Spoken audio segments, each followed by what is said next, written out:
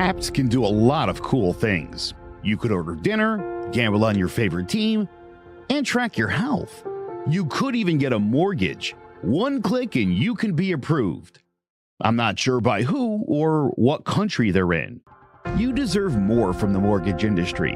At AnyMac Home Mortgage, we believe in the need for live human interaction during a very complex process. The kind of service and guidance which an app simply can't provide. Our customers are more than credit scores and income documents. They're individuals and families who live in and strengthen our communities. Their story is our story, and that story begins in a home. Chris Sawyer is an expert on providing superior customer service and in meeting the mortgage needs of current and future home buyers. With over 18 years of experience in the industry, Chris is able to help customers migrate through the home buying and home financing process by using his wealth of knowledge as a well-qualified mortgage professional. And best of all, Chris is located in Cromwell, Connecticut, where he has helped hundreds of clients in Connecticut, Massachusetts, and Rhode Island make their dreams of home ownership a reality. Visit chrissawyer.any-mac.com. Email him at csawyer@any-mac.com or give him a call, 860-878-8730. Chris Sawyer, NMLS number 39345, corporate NMLS number 338923, AnyMac Home Mortgage, an equal housing lender, American Neighborhood Mortgage Acceptance Company, LLC, DBA AnyMac Home Mortgage, LoFi Direct, Connecticut First Mortgage Correspondent, License Lender, Broker Number ML 338923, Massachusetts Mortgage Lender and Mortgage Broker License Number MC 338923, Rhode Island License Lender, License Number 201128110L. Call for additional details. Alrighty, welcome to Sports Talk with R&J. I am Steve Risser, along here with Justin D'Onofrio, and for the first time since 2000, the Knicks are in the conference finals, and guess what team is waiting for them in the conference finals? It is the Indiana Pacers, a familiar foe, because the last three times the Knicks have been in the conference finals, they played the Pacers, lost them in 2000, beat them in their last two appearances, and then the last two times they got to the finals, they beat the Pacers to get there, beat them in 94, beat them in 99, so the rivalry has been renewed, and yes, they played last year where the Pacers won in 7 games, so the rivalry's been renewed. The Knicks and Pacers are back in the conference finals. It begins tonight. It should be a very, very interesting series between both these two teams. And we'll start with what the Knicks have to do to win this series. And number one, all comes down to Jalen Brunson. To me, it comes down to Jalen Brunson. I think Jalen Brunson has got to be great. He's got to do he's got to be clutch like he's been all year. He's got to be great like he's been all year, all postseason, averaging 28 points a game. Brunson has got to be great for the Knicks to win this series. Number two, and this might be the most crucial thing. Karl Anthony Towns has got to be on. He's got to be consistent. He's got to be what he was in games 2, 4, and 6 against the Celtics. He's got to be what he was in games 3 and 4 against the Pistons. Because if he's not, there's a good chance the Knicks don't win this series. Because Karl Anthony Towns, he's got to be that Robin. And when he's not been that Robin in the postseason, the Knicks have struggled. But when he has, the Knicks have been great. So he's got to be that Robin. And then number 3, they got to contain Tyrese Haliburton. They got to contain Tyrese Haliburton the way they contained Jason Tatum in games 1 and 2 in the Celtics series. They got to contain Haliburton. If they do all 3 of those things, I think the Knicks have a great chance to get to the NBA Finals for the first time since 1999. Yep. For me, I liked your cap point because I have that one as well. You know, he's got to stay aggressive all series long because in Game 6 against Boston, I thought he did a great job of attacking the basket and getting to the rim. But then there's some games where he just stands at the 3-point line for 24 seconds and doesn't move, doesn't do much, and you need him to be aggressive, stay aggressive all series long. My second one is kind of the tempo of the game. They have to play a half-court style basketball game. They cannot get a track meet with the Pacers with the depth that Indiana has. You know, they need to kind of slow. They got to, control the pace of the game. My third one is defensively. They have to do a good job on the perimeter, guarding the Pacers, where this postseason is shooting 40% from 3. I think the Knicks, they got a couple of good perimeter defenders, but they got to play strong defense against a Pacers team that just has so many weapons to throw at you. You brought it up how the Knicks the Knicks got to play really, really good defense, especially at the perimeter. And you brought about them playing their game. Playing a half court game is very important because if they play the Pacers game, there's a great chance the Pacers will win because, as we said, the Pacers, they're a team that likes to run up and down the floor, shoot threes. The Knicks, they're more of a half-court team. The Knicks definitely have to play their game in the series if they want to get to the NBA Finals. Now, getting to the Pacers side of this, number one is pretty obvious. Tyrese Haliburton has continued to be great and be great late in games. I think that's the difference between him in this postseason and last postseason is he's been great late in games. You saw him at the end of the Milwaukee game. in the first round in the game 5, and then you saw him in game 1 against the Cavs making the big shot, and then hitting that huge 3 in game 2 against the Cavs. Halliburton has got to be great, and he's got to be great late in games for the Pacers. I think that's a huge key. That's a huge key for them. Number 2, and this is really important too, because this is one of the few guys that has experienced, I think, has won a championship in the series. I know OG Anunoby did with the Raptors too in 19, but Siakam is a much bigger part of it. Siakam has got to be that Batman. Siakam's got to be that Robin. Siakam's got to be that Robin. He's got to be that number 2 guy. Just like Karl-Anthony Towns is got to be that number 2 guy for the Knicks. Siakam's got to be that number 2 guy for the Pacers. And he definitely was in that Cavs series. He's got to be that in this series as well. So he's got to be the number 2. And number 3, their bench has got to be the difference maker. Because if you look at the starting fives of both teams, you look at the Knicks starting 5 with Brunson, with Katz, with OG, with Hart, and with Bridges. It's a better starting 5 than the Pacers with, Halliburton, Siakam, Nesmith, Nembhard, and Turner. So the Knicks have the better starting 5, but the difference maker could be the bench for the Pacers. That Pacer bench had 58 points in game 4 against the Cavs, and they outscored them in game 2. So the Pacers bench got to be a difference maker. So for me, for the Pacers to get to the finals, to not lose 2 years in a row in the conference finals, Halliburton's got to be great. Siakam's got to be that number 2 behind Halliburton, and the bench has got to be the difference maker. For me, for the Pacers in this one, number 1, kind of going back to the Knicks, the Pacers got to play their game, push the tempo. You want to get in a tracking with these guys. You want to kind of test the Knicks' depth in this series, especially, more than likely the Saints probably going 6-7 games at least. So Indiana's got to kind of, play their game and push the tempo. Number 2 for me is they got to hold their own on the glass. They're not a great rebounding team. The Knicks are solid at it, and especially too, the Knicks kind of get some offensive rebounds, some second chance points. And also just, defensively too, when the Pacers get a defensive rebound, it's a lot easier to push the pace off of a defensive rebound than the Knicks hit a shot and, you got to inbound the basketball. So, and then my last one is I have another Robin, but it's not, I like your Siakam one. I went with Nembhard because he's somebody that I feel like if he kind of plays that Robin role where he could be the reliable second ball handler, and he's so good at creating shots, especially in the mid range. And so far this postseason, he's 22 for 44 from 30, 50%. So I have Andrew Nembhard too as kind of another Robin to Halliburton as that other point guard. And he's played really, really well. And so those are my 3 with the tempo, the rebounding, and Nembhard being another Robin, the point guard spot with Halliburton. Yeah, that's a good one with Nembhard there. He hit that big shot in game 3 to keep the Pacers alive in that series last year. And the Pacers ended up winning in 7 games over the Knicks and got to the conference finals, which they eventually got swept to the Celtics. But we talked about the Robins of these teams. Now we got to talk about the 2 Batmans of these teams, Tyrese Halliburton and Jalen Brunson. And which player are you taking? You're taking Tyrese Halliburton? You're taking Jalen Brunson? To me, it's close, but I'm going Brunson. I think he's proven for more of an extended period of time of being great at the end of games. I think that's it that he has. And I know Halliburton played as well or better than him in the series last year, but the Pacers were the healthier team last year when they played in the conference finals. The Knicks, OG was banged up. They didn't have Julius Randle. The Knicks were banged up in that conference finals last year, and Brunson got hurt, in game 7. So if I had to pick, I think Brunson is just a little when you need a bucket. I think they're both great at 3-point shooting. Both are really good at making guys around them better. But I think when you need a bucket, Brunson's going to do that more than Halliburton. Difference for me, that's why I would take Jalen Brunson. For me, yeah, this was a tough one for me. They're both like right there. And, because I think, like Halliburton's probably a little bit better of a playmaker than Brunson is. But Brunson, as you mentioned, is a better kind of clutch shot maker. He's, he won the award for that this year. So I do like kind of the clutch shot making that Brunson could give you.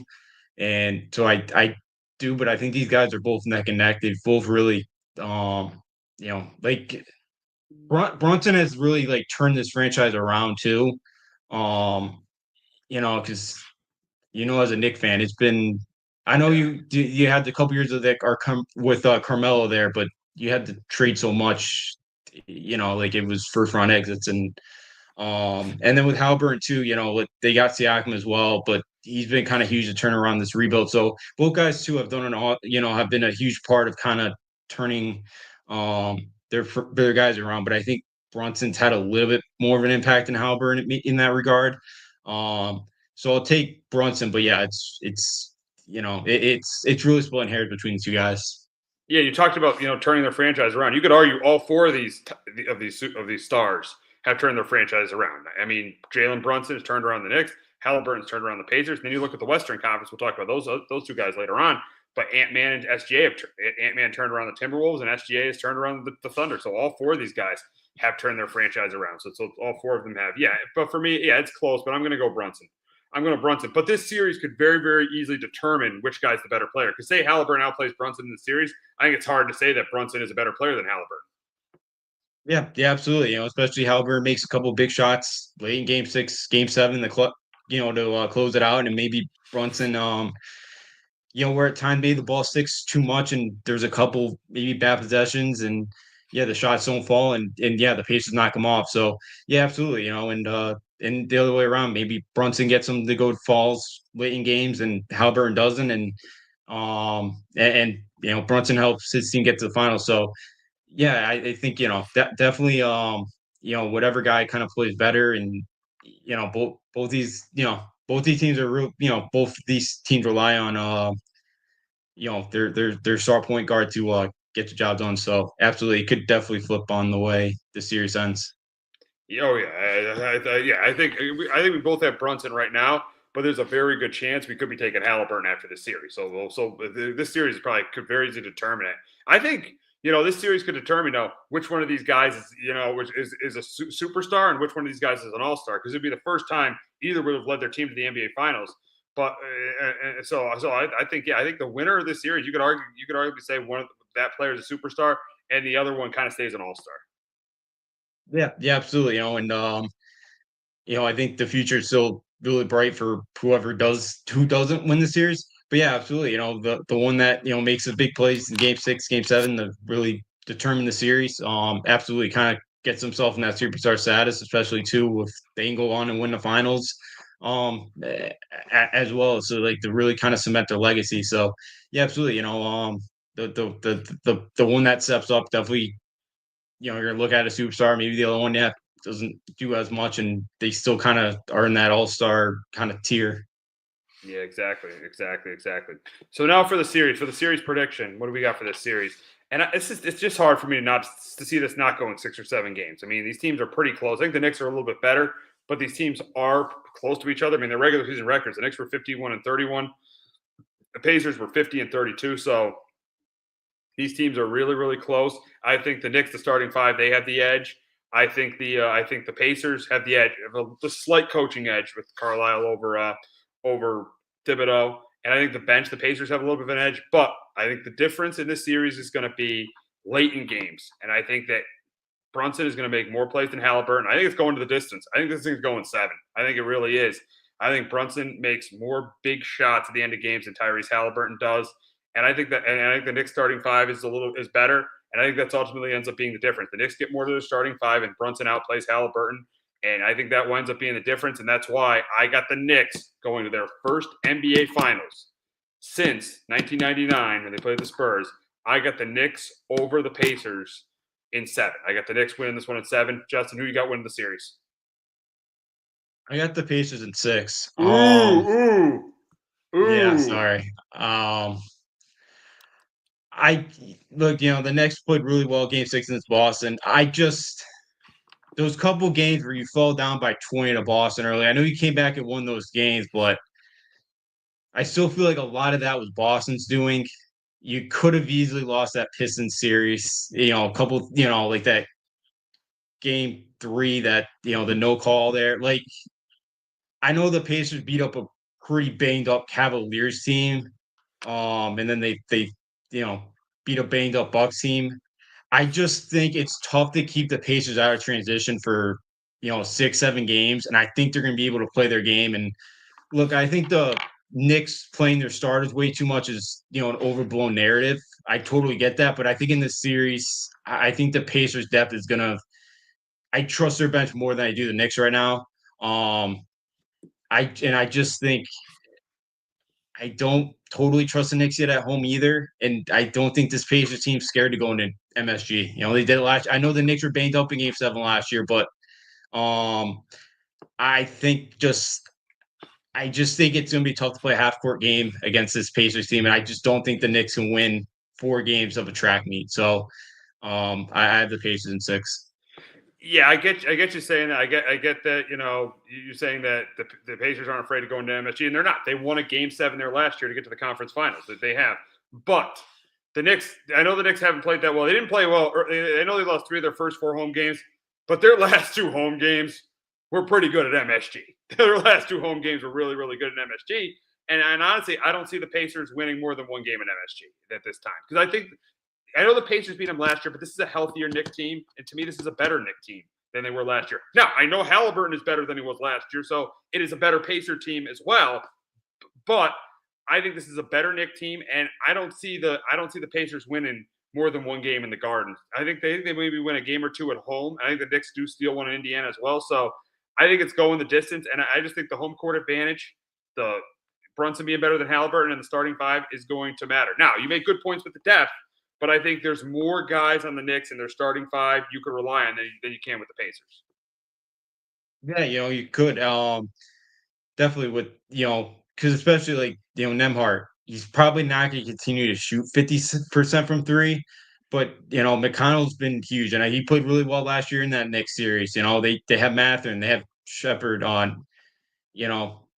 Obi's played decent too, so like I just thinking like I'm not a huge Miles Turner's fan. I think he's one of the worst 5s for rebounding wise. I think Miles Turner is one of the worst ones for starting 5. I think he could be a lot better rebound the basketball. There's still a part of me. I don't trust Towns. I just think he's gonna have a game or 2 where he's gonna have a disappearing act where he goes 2 for 6. They're not really looking for him. Maybe he has 4 or 5 fouls in the game too. And I think I know Hart. Anunoby's been, at times this postseason has played really, really good offensively. I just think it's tough to stop this Pacer team that, again, they do have like 8, 9 guys that they can rely on to score the basketball every night. And where like you kind of see some of these signs in the playoffs where, hey, the superstar's not showing up. And the Pacers don't have the superstar, of course, but where like maybe Halliburton's off, but Nembhard has a good game. Neesmith has a good game. Siakam scores 20. Turner can go for 18. Like they have other guys that I think they have 5. They have a bunch of other guys that can kind of step up, and I think the Knicks do too. But I think the Pacers just continue to have a little bit more of it, especially off the bench. Yeah, that's a good point. I think Brunson actually has to I think Brunson has to outplay Halliburton for the Knicks to win, but if Halliburton, I don't think needs to outplay Brunson because of the Pacers bench, and that's a really good point there. And that's Brunson's an unbelievable player, and he definitely do. But yeah, there's a little bit more on his shoulders maybe than Halliburton is, and Halliburton can kind of afford to maybe go 2 for 9 1 game. And if Brunson has something like that, yeah, it's probably gonna be tough for the Knicks to win. And then you got to rely on your defense to make enough stops, which they could. But I just think it's tough to keep this Pacers offense down for too long. And I just think the Pacers are gonna be able to play their game enough, and they're gonna be able to kind of dictate it. And it's I wouldn't be like I do think this series is a coin toss, but it's just also too. I just don't trust Karl Anthony Towns either. Still, Game 6 he's great. I can't trust him for a tie series to be the number 2. I know the trade worked out good, and I wasn't a huge fan of it. But I think there's 1 or 2 games of series where like he's gonna have his disappearing act. Yeah, we'll see what happens. It should be a very interesting series as the Knicks and Pacers renew their rivalry in the conference finals again. The last time the Knicks were in the conference finals, they lost to the Pacers in 6 games, and that was the Pacers' last appearance in the finals. As they eventually ended up losing to the Lakers. But we will move on to the Western Conference. And last night, it looked like a close game early, but the Thunder pulled away in the second half, outscoring the Timberwolves 70-40. 70, I think it was like 74 or maybe 70 to 44, something like that in the second half. SGA was great. What did you say? Yeah, no, you're right. 70 to 40. Yeah, and SGA was great. I mean, I'll give it to him. He was phenomenal last night, especially late in the game, especially in the third and fourth quarter. He was great. And Anthony Edwards, as we talk about disappearing acts, that was a disappearing act in the fourth quarter by Anthony Edwards last night. A total disappearing act by him. I thought Julius Randle was really good in the first half, struggled in the second half, but it just can't be all Julius Randle. Other guys got to step up. Rudy Gobert, gave a lot of draft picks for him. He can't be scoring like 7 points. Jaden McDaniels, Mike Conley, those other guys got to step up. The Timberwolves bench, those guys got to step up. For the Thunder, I take a biggest takeaway last night. SGA looked like the MVP, and the Thunder showed you why in the second half. They are the clear favorite to win the NBA championship. Yeah, the Thunder looked really good, and especially in the second half, where you thought maybe the Timberwolves would have more fresher legs and OKC, but it didn't really look like it. And yeah, you mentioned with Anthony Edwards, we've seen it this postseason, we've seen it last postseason as well. There's just games where, for whatever reason, I don't want to say he's just it's probably you mentioned it's the best way to probably just he just kind of disappears. And yeah, he had a brutal second half. Gobert did nothing in 21 minutes. Randall's played really well, and he had a really good game. And maybe that's another mismatch where last year PJ Washington had like the series of his life. Maybe against the Thunder, maybe Randall kind of can repeat that this round for him. And I thought for your OKC too, they it is one of my keys. Because outside of like Aaron Wiggins going in the series, I don't know who to trust to make threes outside of like Aaron Wiggins coming after back. Just because they have not shot the three ball great this postseason. So that's like one of mine, and they shot the three ball really, really well last night. But we'll kind of continue against the Timberwolves team that I think defensively they can play a lot better than they did last night. Yeah, they definitely could. They definitely could. Now we'll get to our keys to the series, and we'll get to OKC and how they get to the NBA Finals, how they keep this up, and they get to the NBA Finals. And pretty obvious too. SGA just continued to be great, continue to be the MVP, look like the MVP, and he did last night, especially in the second half. Continue to look like the MVP. That's the big one. Number two, Williams and Holmgren. Got to continue to be good. Williams has been good. He was good in Game 7. He was good last night. Holmgren, he stepped up in the second half, so they got to continue to be good. And then number three, continue to contain Ant-Man. They did a great job containing Ant-Man last night. Held him to 0 points in the fourth quarter. So if the Thunder keep doing those things, I think Sam Presti is getting back to the NBA Finals for the first time since 2012. Yeah, for me, my three for OKC is you need a consistent number two behind SGA. You kind of talked about it a few minutes ago. They have that right now with Julius Randle.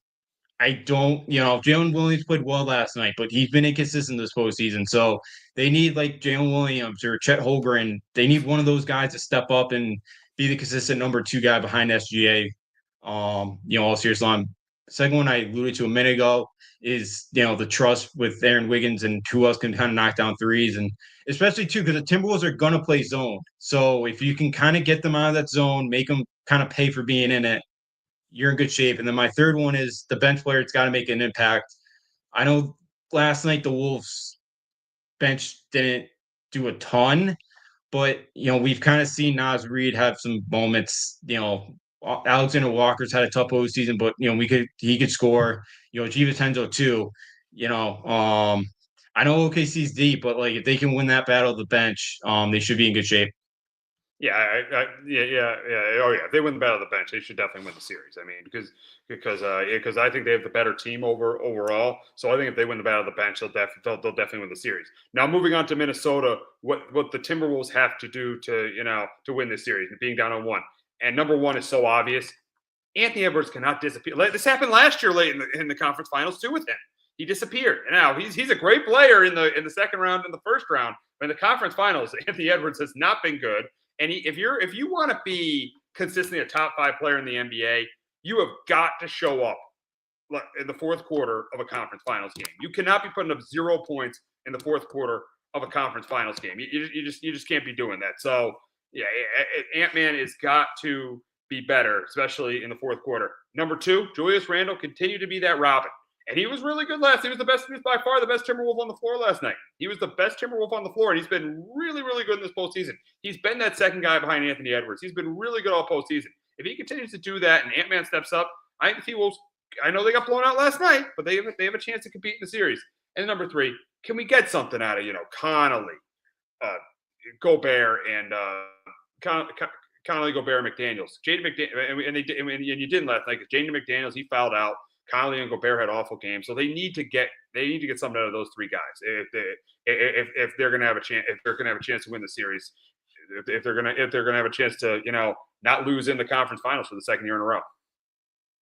Yeah, for me, for the Timberwolves, I had the same number 1 as you with Anthony Edwards. Yeah, you can't take any games off, and I know Chris Finch called him out the last series. I didn't see if he did it again, but like you can't rely on your head coach. Yeah, he didn't, and you can't just rely. Yeah, as you said, you're going to say you can't rely on your coach to call you out like that. Yeah, you gotta come ready to play that game. You can't. This is the middle of January right now. This is the conference final. So that's number 1. He's got to step up and play better than he did, and he can't have another one of those games like he did last night. Number 2 for me is they can't turn the ball over. They had 17 of them last night. OKC scored 31 points off of those, and OKC was number 1 at forcing turnovers. The Timberwolves were like middle of the pack in turnovers per game, so that's a big one. Timberwolves definitely are slapping the ball at times. You do that against OKC, you're in trouble. My last one, kind of what you talked about with some of their other guys like the Conleys and Gobert stepped up. Mine was like for Nikola Alexander Walker and Dante DiVincenzo. Though like DiVincenzo this postseason averaged 8 points a game and he's shooting just 33% from the field and 25% from 3. And Alexander Walker's he's only averaging 6 points a game and 36% shooting from the floor and he's less than 30% from 3. Like those 2 guys off the bench need to have a big impact and be like the spark plugs for this team, especially against an OKC team that's really good defensively. You kind of saw it last night. They tightened things up, and they need a couple of those guys to knock down some shots off the bench. If they want to advance, those 2 have to shoot the ball better than they have been the first couple of rounds. Yeah, they definitely do. They definitely do. Yeah, the bench has got to step up, and but mainly it's Ant-Man. Ant-Man's got to step up, but the bench got to step up, and then other guys have to step up. So we'll see what happens. We'll see what happens in the series. But we did talk about the two best players in the Knicks. We got to talk and the Pacers. We got to talk about the 2 best players on these 2 teams. You got Ant-Man, you got SGA, and let's be honest, both of them have completely turned their franchise around. You got to give them credit for that.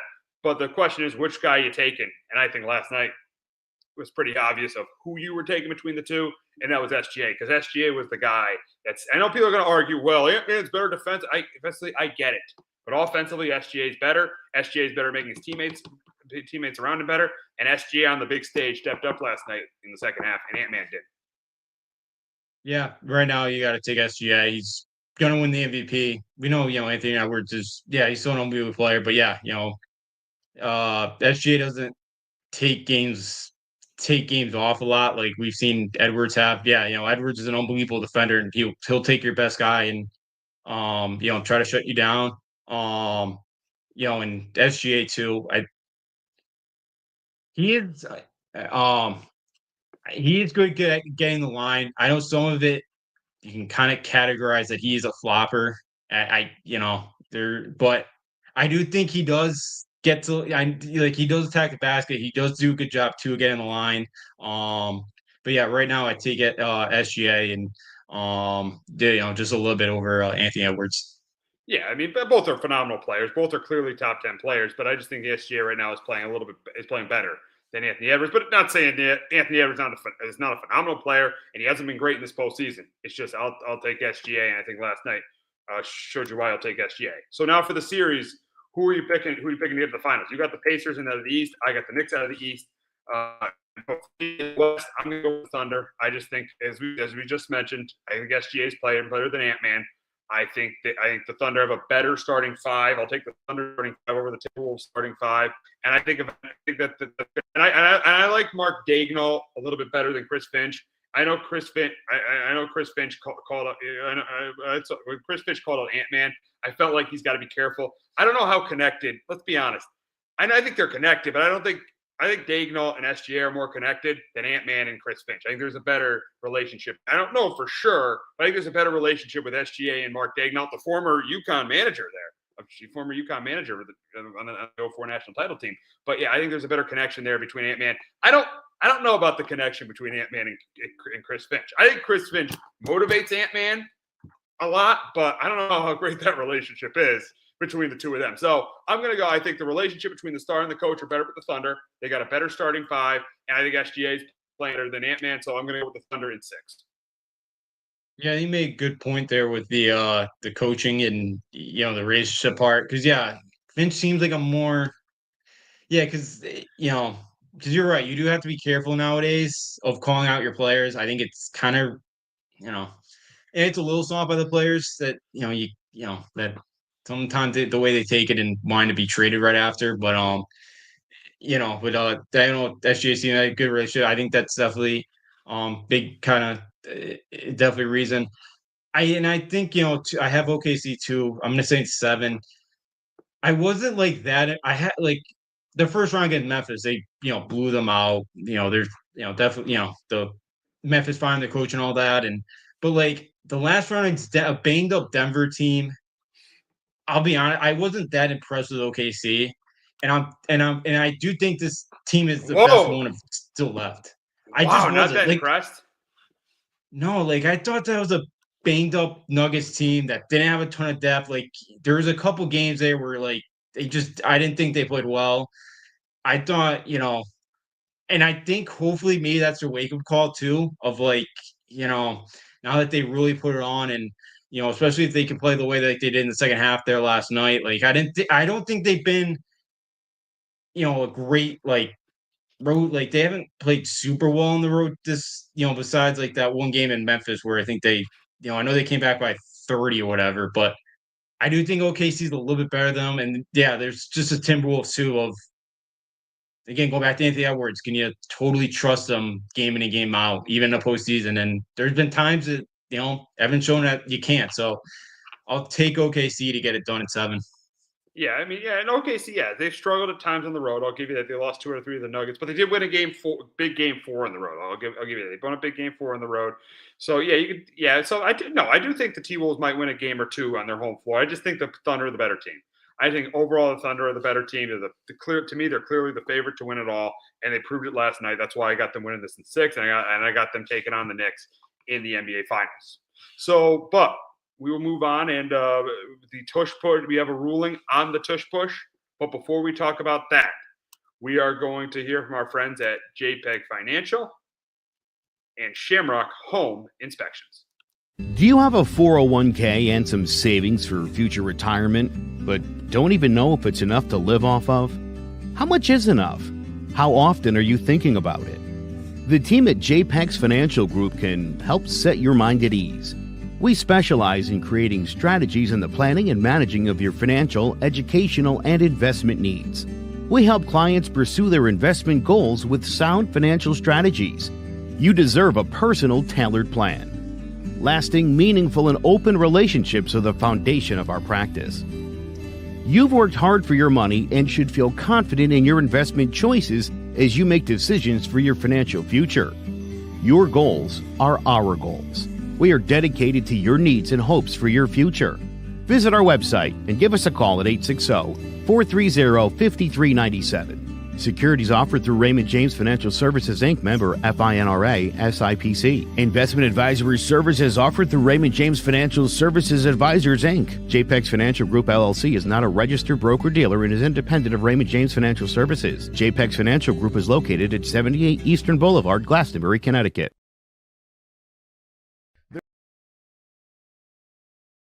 There's no bigger investment than home ownership. And to make sure the house is up to your standards, you need a professional to look it over. Brian Flanagan from Shamrock Home Inspections is a licensed home inspector and a member of the Connecticut Association of Home Inspectors. Brian was a contractor for over 15 years, so he knows how homes should be constructed and how mechanicals should work. What makes me a good home inspector was the 20 years that I was a home improvement person, doing all the different repairs that I have done and what other people have done wrong that I had to go out and fix.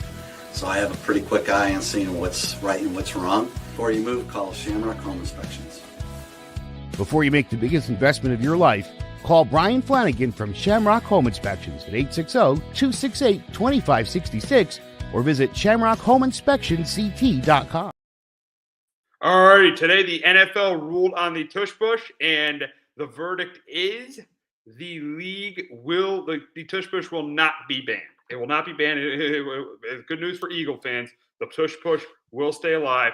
And as someone who hates the Eagles, I will admit I think this is the right decision. If a team does something this well, it shouldn't be banned. As I said, we had this discussion, about a month ago. It is your job to stop it. It's your job to get better and stop it. It is your job to do that, not to. That's what your job is. It's not to complain. Oh, the tush push is ruining it. No, they run it better than you. You have to stop it, and teams are going to have to now continue to try to stop it because it ain't going anywhere in the NFL. Yeah, I'm glad. It sounded like they were going to ban it, which I think kind of would have been soft by a lot of the owners to just ban it, especially after they just won a Super Bowl. Yeah, I know not other teams can run it like the Eagles have, but yeah, you got to figure out a way to stop it. I just think it's pretty soft on, if teams were to say, yeah, let's ban this thing, and but yeah, I just you got to find a way to stop it, and then like in the Bills case, you got to find a way to actually run it successfully. So yeah, I have no issues with them. I do like that they're not going to ban the tush push. I get it. It's you kind of look at it and it looks like a play you'd see in rugby, but it's everybody's coming up with like new way, different, unique ways with these offenses now. So, you're just seeing so much creativity. It's just, another very creative play that the Eagles have come up with and running better than anybody else in the league. Yeah, give them credit, man. Give them credit, And he wanted to bash Sirianni. I mean, I was one to bash Sirianni, but he came up with that. He helped come up with that play. The offensive line is great. Jalen Hurts, the quarterback, he's great at sneaking the ball. They execute it so well. And why would you not reward it? Why would you take something away from somebody that executes it well? You should tell other teams, especially like the Green Bay Packers, how about we get better? How about we improve on the defensive line and get better and stop the play? That's going to be an interesting game in Week 10 when they play each other in my Monday Night Football. But, yeah, why don't we get better? So I think the NFL absolutely did the right thing not to ban this. I think they absolutely did the right thing here. Yeah, absolutely. Because, yeah, it just it was kind of pathetic by the Packers there to try to get it banned in the first place. It's almost like when the Colts complain about like Deflategate. It's like you lost by 50. Like I know, exactly. Like, did it really make that big of a difference? Exactly. And the thing about it is when the balls were actually not deflated, it was like 17-7 at halftime. They lost like 28-0 in the second half, and the balls weren't deflated. Yeah. Amazing how that organization caused like an entire 2 years of like. Witch hunt? Like 2 years of witch hunt. Yeah, that was nuts. We're not gonna get all into that, but yeah, exactly. Yeah, some of these teams lose and they don't want to get better. They just want to complain. Which, listen, that's why I'll tell you this: I ain't picking the Green Bay Packers to get past the first round of the playoffs. You guys want to? Yeah, I think they'll be in the playoffs, but I ain't picking you to get past the first round of the playoffs because it just shows. I'd be scared if I'm a Packer fan because. The objective of my team was not to get better. The objective of my team was to complain. In a game, he got beat by double digits. And ironically, there was 22-10 was the vote. Guess what the score of the playoff game they lost to the Eagles was? 22-10. Yeah, it was. Yeah, it's kind of funny. Yeah, because the Packers again. I think I said it when we talked about this. When we first talked about this a couple months ago. Don't fumble the open kickoff. You can't do don't do the little things right. Don't So yeah, it's like soft behavior there by the Packers. So it's ridiculous, and but that's like everybody's gonna blame somebody else. It's never your own fault. It's always somebody else's fault, and that's kind of where the Packers put the blame on. And I'm glad that it's not gonna get moving forward here.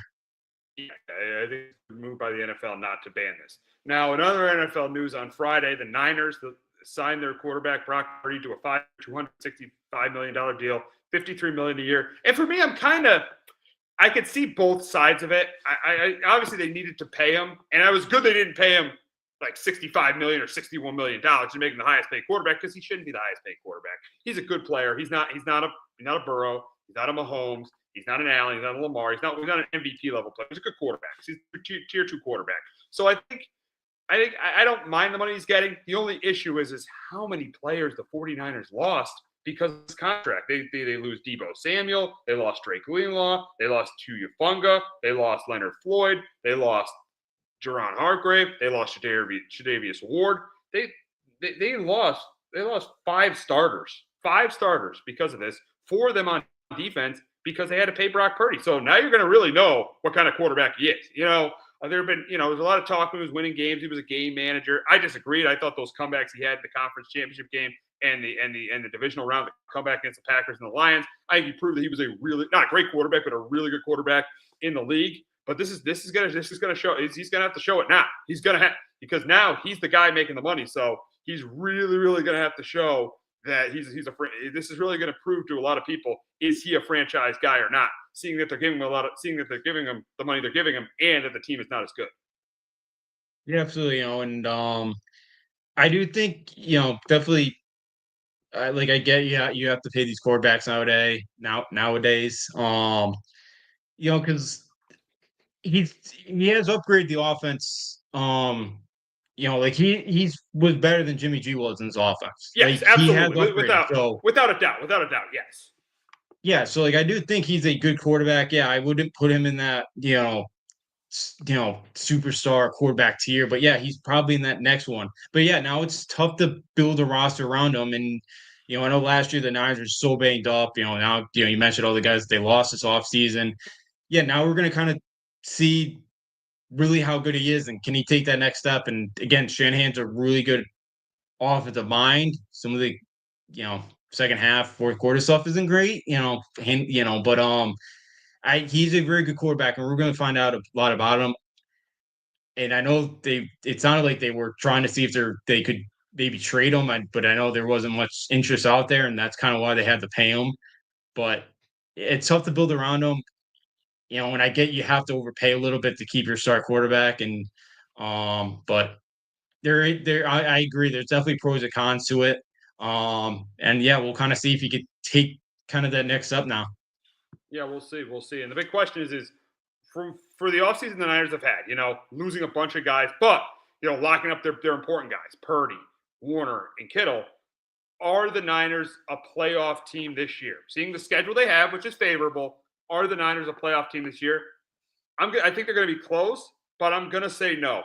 Now, I think they're going to be better than they were last year because they're not coming off that Super Bowl loss. McCaffrey missed most of the year last year. Ayuk missed half the season. So I think they're going to be better. But if I look down the NFC, you know the Lions are going to be a playoff team. You know the Eagles are going to be a playoff team. The Rams, if Stafford plays well, they're going to be a playoff. They're probably going to win that division and be a playoff team. You're going to get the Bucks or the Falcons in the NFC South. So that's 4. And then for wild cards, I know we criticize the Packers, but they're a playoff team. Let's be honest. They're a playoff team. The Packers, the Green Bay is definitely a playoff team. Then the Commanders with Jaden Daniels. Jaden Daniels is the same year is as good as he was last year. They'll be a playoff team. So that pretty much opens one spot. And I feel like that spot's going to come down to a Minnesota. I like Arizona going into the year. I like an Arizona or them. Or maybe even a Chicago. You can even maybe. I know Dallas is a stretch with the Pickens move, but that brings them a little bit closer to being in that conversation. But I'm going to say no. I think they miss it by. I looked through their schedule. I think they miss it by a game. I actually think Arizona gets that last spot. I really like what Arizona did in the draft, and I think their defense is improving. And I think in year two with Marvin Harrison Jr. I think he's going to have a big year. So I think they're going to be really close. But I'm going to say no. But I wouldn't be surprised at all if they got to the playoffs. I'm going to say they're going to get in this year. They had a ton of injuries last year. I think too they had a ton of spots where their opponent had more rest than they did. They had they're not gonna have as many injuries they did last year. I do think they're probably gonna finish the second. I could Arizona paper maybe second, third, right there with Arizona. You're probably gonna get 3 NFC North. Well, depending on how McCarthy does too. I think that's a big part of with the Vikings next year. I do think they're going to have more injury luck this year. I do think their schedule is favorable to it. It's going to help. So I'm going to say the Niners do sneak in and still get one of those wildcard spots this upcoming season. Yeah. I mean, it's going to be close. I just think that they're right there. I just think with all they lost in the offseason, I think it's still good.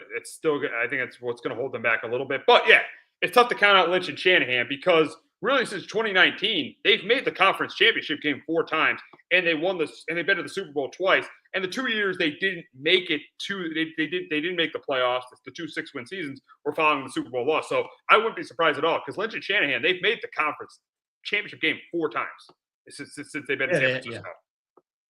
Oh yeah, they've done a great job with that franchise. So yeah, it's tough to count them out. And yeah, this year you're gonna get a healthy McCaffrey, you can have Ayuk back, Ricky Pearsall kind of showed some moments last year. Like I think, there's some guys that, you're gonna have to kind of step up and you're gonna need to produce. Yeah, I do think this team is gonna be better than it was last year. And I do kind of their schedule isn't bad because they got all the AFC South teams, so you could probably rack up 3 wins there. So I do think that it's favorable, and I do think Purdy, healthy McCaffrey, this team is going to bounce back this year, and I think they're going to have a pretty good season. We'll see what ends up happening. These are young players: the Michael Williams, the Alfred Collins, the Nick Martins, the draft picks. They need to step up too. Because of all they lost. But we will move on to baseball. We're going to move on to the Yankees, who just completed a series win over the Mets. Beat them twice. They beat them at all last year. Beat them twice, and they beat the Rangers last night. And really, the big story for the Yankees is their pitching. Rendon and Fried continue to anchor the top of that rotation. They're pitching really well. And how about Goldschmidt? Just so many big hits. Gets so many big hits. And then Cody Bellinger. He's starting to get hot now. He had that big grand slam on Sunday night. Sunday night. Yep. Yeah. They're playing well right now. They actually lead the sport right now in on base percentage, which I was surprised about. This offense, we'll get to the guy who they lost, but this offense has not really missed a beat after losing, the guy they played this weekend. Yeah, no, it hasn't. It's been solid. Now you mentioned Bellinger's been really good now the last couple of weeks, and he's starting to really kind of turn a corner there, and he's sitting behind Judge most nights. That's to be huge. Yeah, Goldsmith is having a huge year, and then what about Vivas on Sunday night? The 2-2, he had that great at bat that forced the Alonso kind of error there to really open up the floodgates Sunday night. So, the line's been great, and you mentioned the pitching. Will Warren. Another strong start from him last night. So he's a guy that I really wasn't a huge fan of, having to count on him, in the rotation. But he's kind of, 10 strikeouts last night. I know it's a Ranger hitting, team that hasn't really hit the ball well, and they've already fired the hitting coach this year. But Will Warren, another strong start. So good, good week of series. I know, the Mets right now are. It's a good series, beat the Mets, but I know they're cold. Their bats are cold in the Arctic right now. Yeah, exactly. And I forgot Judge hit a home run too in the 8th inning last night too. So he continues to stay hot. But pitching starting to settle in, and I think the bullpen started to settle in too. Devin Williams hasn't given up an earned run since that Padre game. He hasn't given up an earned run. Luke Weaver's been phenomenal. So the bullpen's starting to settle in too. Yeah, it has. Williams had another strong outing. You're starting to get close to when I don't think right now they're going to put him on the starter the closer role right now, but another guy where you could kind of trust. You're starting to be able to kind of trust him late. I know Hamilton gave up a couple runs last night, but the bullpen's been solid lately, and that's kind of been their strong point. That Fernando Cruz, that splitter he's got, he's been really good. So and then you got Loizaga back too late. Recently too. So. The bullpen been solid, and and that's something. Cashman's always been really, really good at building the bullpens. Oh, he definitely has. He absolutely has been good at building the bullpens, and it's definitely here. Yeah, Williams a couple of weeks ago, but he's starting to really. This bullpen starting to find its form, and this team is just really starting to find its form right now. 28-19. Got a good lead on top of the division. A team that with the injuries, with Stanton being out, with losing Soto, and with losing Cole, a team that people thought might take a step back this year. They're right now. I think they're. I mean, since that Padre loss, they've won. Nine of their. I think they've won 9 of their last 12 games. So this team has really picked it up. This team is starting to play really good baseball. It's just they're playing really well, getting timely hitting, especially from Schmidt, especially from Judge. This team right now. You could argue right now. I think they're the second best team in the American League behind the Tigers. Yeah, absolutely. Right now, they're playing well because the Mariners. I know they just beat them. You totally can't trust them yet. The Tigers have one unbelievable start. Obviously, every other team in the East just haven't really figured it out yet. As we know, as one team fired their manager, on Saturday. And then what a showing their day of firing him and oh yeah, Kyle Gibson. They're a disaster right now. Yeah, it is surprising how bad they've been. But so disappointed to see how bad they've been. But yeah, so the Yankees have kind of taken advantage, and they've kind of need to. And Stan's been kind of running. Hopefully, next couple of weeks, maybe you get him back in the lineup. LeMahieu two's looked solid since coming back. Like we're not going to get the old LeMahieu, but if he can give us productive at bats, he's been made a couple of nice plays over the weekend to the Mets. So LeMahieu's been a guy that has looked better than he has, and Ben Rice again had a pretty good night at the plate. So yeah, Yankees team's playing pretty well. Some of the young guys have stepped up lately. So yeah, it's been good to see, and definitely want to kind of continue to build this lead out. Especially I know the Red Sox have gotten 2 this week against the Mets, but that's a team too that's not playing great. So they could really build this lead and give themselves a cushion. Now, speaking of the Red Sox, they had lost 4 in a row before Devers hit that walk-off on Saturday, and they've won 3 out of 4 now. So the big question is could that Devers walk-off start to turn the season around? I think they need more depth in the rotation. I think that's an issue. Out behind Garrett Crochet, they definitely need more depth in this rotation. But their bullpen's been better, and their lineup, Devers is starting to get hot. Durant's hitting, Bregman's hitting. So I think this Red Sox team right now, and the schedule softens up a little bit. They got 4 games with the O's, 3 with the Brewers. I mean, I think the Sox team, I know they've struggled a little bit, but I still think if you look through the division, I think they're better than the Blue Jays, they're better than the Rays, and they're obviously better than the Orioles. So I think right now they're the second best team in the division right now, even though they're 25 and 25. Yeah, no, I agree. I think they are. The Blue Jays, I think, have the talent. They just haven't, it's been like the last couple of years. They just haven't put it all together, it feels like. They've won 3 or 4. Again, Saturday night, they were down 6-0, and they kind of came back and they would have got swept by the Braves. And the last 2 nights, they've taken advantage, kind of like the Yankees did, of a really struggling Mets team right now. They can't hit the baseball. So, the bullpen bailed them out last night after, I don't know if you saw that. I know the ejection. Yeah, the ejection from Buehler and Cora. Yeah, that was one of the worst ball strike calls I've ever seen. And that was the bullpen really kind of bailed them out in that spot. I don't really blame Buehler for getting ejected, and the ump went out there too. Like after I think Buehler said, where did it miss? And but yeah, so Buehler, they got him back off the IL last night. Yeah, and you mentioned Crochet. Hawks on the IL now.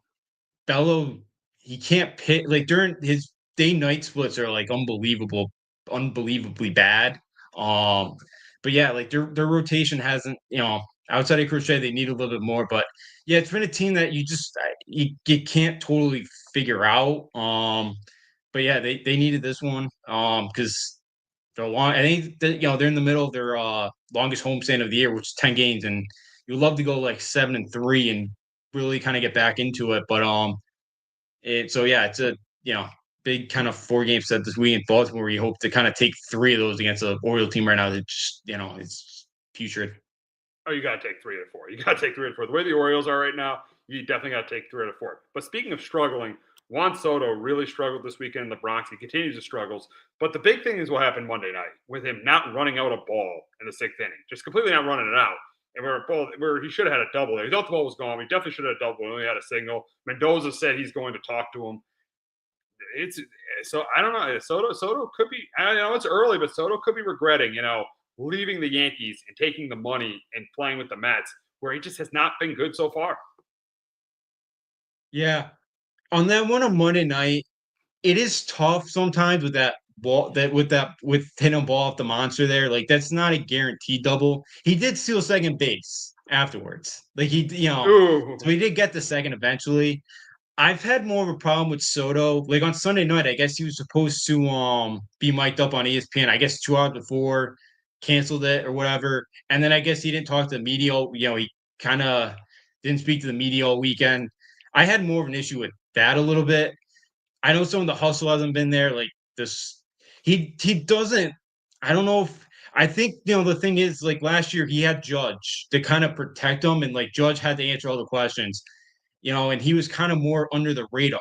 Now he's kind of Lindor is a future Hall of Famer, but like Soto's got a little bit more, kind of the superstar, brings a but like Soto's kind of be a little bit bigger of a star than Lindor is, and um I just think maybe he's just trying to figure some things out. He doesn't. I forget who wrote on NJ.com kind of said it like Soto wanted to go back to the Yankees. It was his family that kind of pushed him more to the Mets. I don't know how true that is, but I think he's gonna figure out. He's not gonna be like miserable for the next 15 years. Like the Mets are a good team. He's not playing with the Rockies, so he'll figure it out. But I just think it's some adjustment right now he's going through. He is. He's definitely going through an adjustment. He really, really is. And yeah, he's got to get it going. Or you see the Mets. They're now behind the Phillies in the AL, in the NL East. The NL's tough, man. NL's tough. I mean, you got the Cubs, you got the Cardinals who are playing better, and you look at the West. You got the Giants, the Padres, obviously the Dodgers, and even the Diamondbacks are pretty good too. So if he continues to struggle, because you can't just count on the Ty Miguel's to pitch well or the David Peterson's to pitch well. They need this offense to be better. The Mets, the Mets. When they built this team, they thought their offense was going to be top, 5 in runs scored easily. They're not. They're barely even top 10. So they need to get this offense going, or this Met team could very easily miss the playoffs. Yeah, they absolutely could. They could because you mentioned it, and like even I know like the Braves are been 500, but they Strider's coming back to IL now. They're gonna get Acuna back any day now. It seems like. So like the Braves are gonna start getting it going. And they played a little bit better baseball of late. So and even the Cardinals have been on a roll. So I don't think that's a team anybody really thought was gonna be in contention this year. So or be like a playoff team. So yeah, like if they don't kind of figure it out, get it going, and they haven't scored more than 4 runs since Monday the 12th. So it's their offense has really been in a slump lately, and yeah, they got to figure it out because the National League's gonna be tough, and it's gonna be tough to grab one of those wild cards because the 4 teams in the West, and the Cardinals keep playing well. Maybe they get one, and then the Braves are gonna get better. So they got to kind of figure it out, and they do need a little bit more help in the rotation. I feel like, and the bats got to they're gonna wake up soon. Yeah, I think they need to. They need to for this team to get back to where they were last year. That was the NLCS where they lost to the Dodgers. But I promised we would do this. We'll wrap up the show. We haven't talked about the Stanley Cup playoffs yet, but we're at the conference because really, the teams around here haven't been in it. The Rangers haven't been in it. The Bruins and Rangers weren't in it. So I just didn't think there was any real point in talking about the first 2 rounds of the playoffs. But we'll talk about the conference finals. And last night, the Panthers, the defending champs, beat the Hurricanes 5-2. And we'll start with the defending champs, Justin. What do they got to do to get back to the finals for the 3rd straight year? The power play. They hadn't been great this postseason. They've only scored like 8 goals in the 12 postseason games off the power play. Last night they had 2 on 4 chances, so they need to continue that power play to get going. My second one from them is kind of fast starts. One of their kind of Achilles heel has been kind of the slower starts. I know Game 5, Game 7, they scored even 2 goals last night. They're 2-1 at the first intermission, but they've kind of tended at times to come off the slow starts, and you don't really want to do that, especially a Carolina team that's really good defensively and kind of wants to grind it out. So, and then my third one is kind of play your game, the physicality and the pressure. They led the team in hits, and then on offense, kind of they'll just launch pucks at the neck to try to create havoc. And again, like getting Brad Marchand, like that was the perfect fit. He'll get under your skin. He'll kind of test you a little bit. So like it just, I know Bruin fans just lost their minds on that trade, but like he's just been a perfect fit, and he's played awesome too for him. So, just that. So the physicality, the fast starts, and the power play kind of wakes up here, gets going. My 3 keys for the Panthers. Marshawn definitely has been, and Maurice is really happy to have him. He said, "I go from things I used to swear at, playing against him to love having him on the team." So yeah, the Marshawn move was a great trade for the defending champs. And now the Canes these last 4 or 5 years have been knocking on the door with Rob Brindamore. But what do they got to do? What does Rob Brindamore? It seems like in these big series, Brindamore's teams don't show up. As we know as Ranger fans, the Rangers beat them twice the last couple of years. What does Rob Brindamore's squad got to do to finally get to the Stanley Cup final? The old Whalers? What do the old Whalers got to do to finally get to the Cup? Yeah. Yeah, the old Hartford Whalers, they got to find enough scoring. And that's something we've talked the last couple of years when they played the Rangers. They just don't have enough offense, and they're not like what the mid 2000 Devils were defensively. Like where the NHL literally changed the rules to prevent what they were doing. But like they are so good defensively, they're going to try to funnel everything in. And and they're very physical, but like they just don't have enough. They got to find enough offense, and that's kind of been one thing that they've struggled with at times. The second one is they got to protect home ice. Again, the last couple of years they have not played well on the road in the postseason. They have so far this year. I know last night they didn't protect home ice, but 31 of their wins this year were at home. They were the best home team, in the NHL this year. So like they winning at home is kind of huge for them because they have struggled on the road and it's been a home. So game 2 is necessary. They're going to have to kind of win the remaining home games of the series. And then my third one is Frederik Andersen continues to be solid all postseason long. I've never been high on him. He's been an okay goalie, but like he's not for their scoring kind of deficiencies they have, it's tough to win a Stanley Cup with Frederik Andersen in net. But going to last night, he was out of 4 starting goalies left. He had the best numbers in the postseason. Last night he did struggle, gave up 5 goals of 20 shots. But they're going to need him to kind of be at his best, or the rest of the series to have a chance because you're going up against one of the best in Sergei Bobrovsky. Yeah, Bobrovsky is one of the best. Yeah, he definitely is one of the best goalies in hockey. Now, moving on to the Western Conference Finals tonight, it starts between the Oilers and Stars, a rematch of last year's Western Conference Finals. It's the 3rd year in a row that the Stars have been in the Western Conference Final. 3rd time in 4 years the Oilers have been in. Oilers lost last year to the Panthers in the Stanley Cup Final. But we'll start with the Oilers. We'll start with McDavid. What do the Oilers got to do to get back to where they were last year? What does Chris Knobloch, former Wolfpack coach, what does his squad got to do to get back to where they were last year? They got to continue to get the secondary scoring. They've already had 16 goals this postseason that were not scored by McDavid or Draisaitl. Last year, that's already more goals than last year. So their secondary guys have really stepped up this year, and they need to. Yet again, this series. Secondly, for the Oilers, the defense it's looked a lot better, and even like this regular season, it still wasn't that sharp. But they've looked a lot better defensively, and they're going to continue to need their defense to be sharp. And Skinner's not great. But he led off a soft one against Vegas. The only game Vegas won that series, and then comes back and he got shutouts the last 2 games of the series. So Skinner's played well, which he's at times has not during the postseason. So both of those guys need to play well. And then my third one is the power play needs to get back to like the elite level that we've seen. They've been really good, 5-on-5 hockey team this postseason. But again, when you can get when McDavid and Draisaitl get it going that power play, they get the man up. They're just so deadly to take a penalty on. So the power play's got to be they got to figure that out. They got to be a little bit sharper in the power play. So for the Stars, they lost to the Oilers last year in the conference finals. What do they have to do to get revenge on the Oilers this time? For them this time, Mikko Rantanen's got to continue to just have just stay on fire. 19 points in 13. Good point there with Rantanen.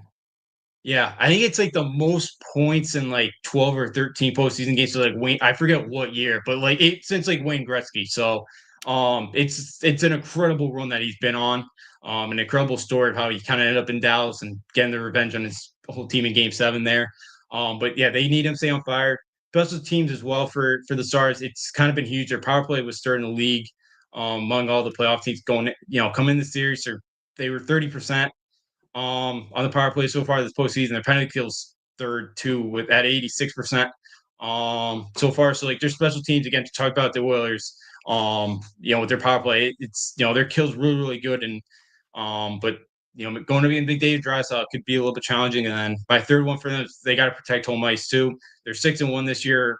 At home this postseason, and they're 2 for 4 on the road, and they didn't even score the last 2 games at Winnipeg. So the road's been kind of a little bit struggle. So they got to protect home ice and keep that home ice advantage. Yeah, they definitely. Yeah, because they do have home ice advantage in the series against the Oilers. But here's one thing I do know: the league needs the Oilers in the Cup, because the Panthers and Stars or Canes and Stars, those ratings will be very, very low. They need McDavid to get to the Stanley Cup. That's definitely what the NHL needs. But that's going to wrap it up this week on Sports Talk with R&J. For Justin D'Onofrio, I'm Steve Risser. We will be back next week continuing to talk about the conference finals. We'll talk more of the conference finals in the NHL, the big series, the rematch of the World Series between the Yankees and Dodgers, and any NFL news that comes our way. Have a great weekend, everyone. Hello, my name is Joe Aguirre. I'm the president of Clovercrest Media Group. And here at CMG, we have a wide variety of podcasts, including sports shows like Keys to the City, The Roll Call, Throwing Jabs, All Four Downs, and Jawing About the G-Men. And great true crime shows like Sticky Week, Crimes and Consequences, Ivy League Murders, and Bird, the unsolved murder of David Eichmann. You can find all these podcasts and so much more by visiting clovercrestmedia.com.